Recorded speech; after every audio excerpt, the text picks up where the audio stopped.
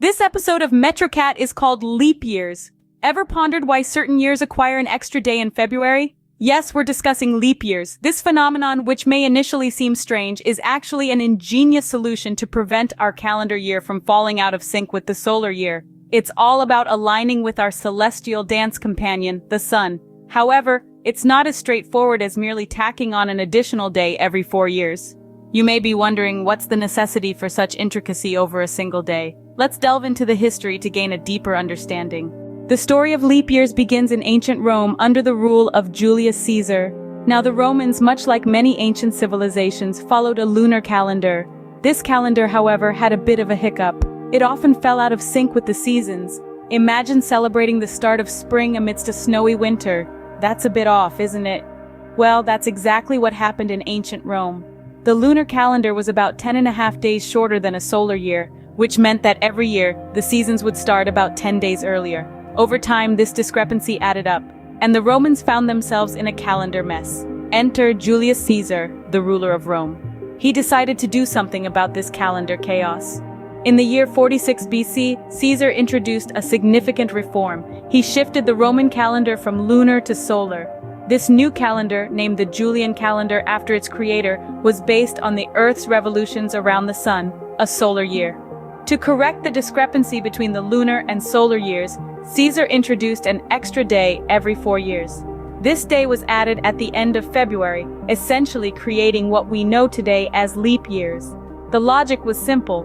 By adding an extra day every 4 years, the calendar would average out to be in sync with the solar year. However, Caesar's solution, while innovative, was not flawless. His new calendar overestimated the length of the solar year by about 11 minutes.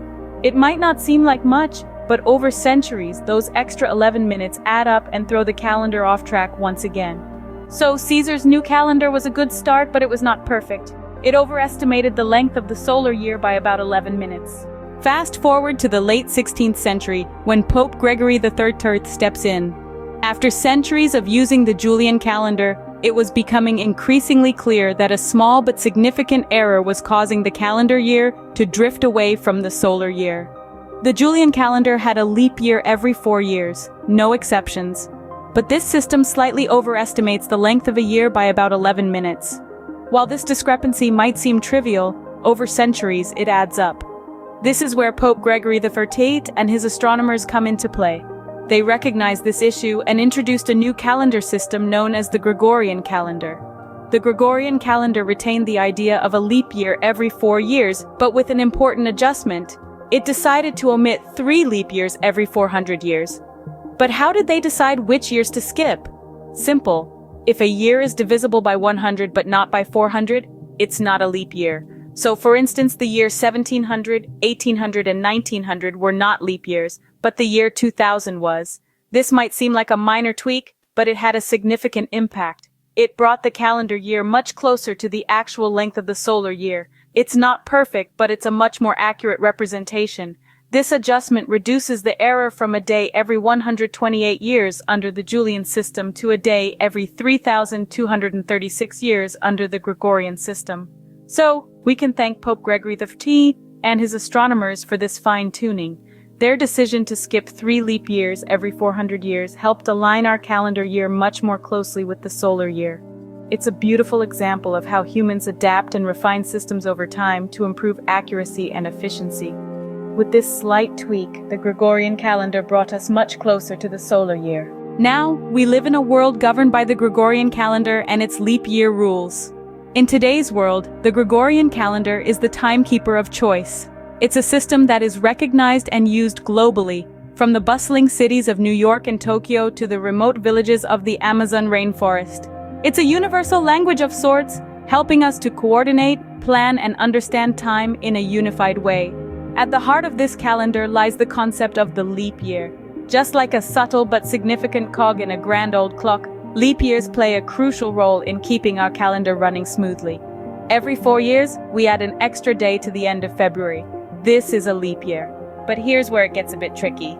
In an effort to maintain the calendar year's alignment with the solar year, a leap year is skipped if the year is divisible by 100. However, there's an exception to this exception. If the year is divisible by 400, then it is still a leap year. So why all this complexity? Well, it's all about accuracy. The Earth doesn't orbit the Sun in exactly 365 days, it's a bit longer than that. By adding this extra day every 4 years, we're able to keep our calendar year closely aligned with the solar year. It's a delicate dance of numbers and time, fine-tuned over centuries, all in the pursuit of precision. As we go about our daily lives, planning our weeks, our months, our years, we often take for granted this intricate system working tirelessly in the background.